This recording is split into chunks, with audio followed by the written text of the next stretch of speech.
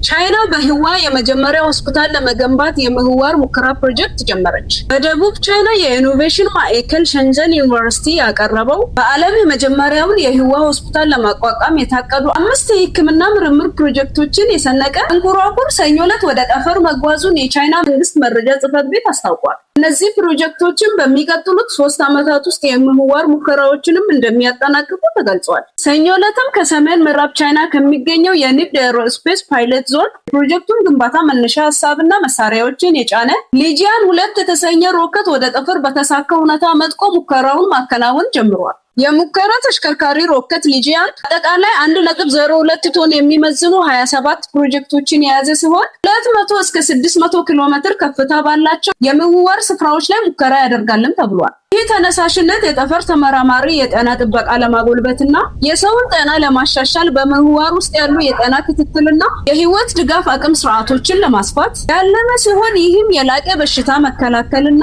ሕክምና ላይ ያተኩራል። ጥረቱ ኤሮስፔስ ሕክምናና ባዮሎጂን ጨምሮ በርካታ ዘርፎችን በማዋሃድ በጠፈር ህይወትና በጤና ድጋፍ ላይ በርካታ ምርምሮችን ያካሂዳል። እንዲሁም የጠፈር ተመራማሪ ላልሆኑ የጠፈር ጉዞና የፕላኔቶች ፍለጋ የጤና ጥበቃዎችም ያዘጋጃልም ተብሏል።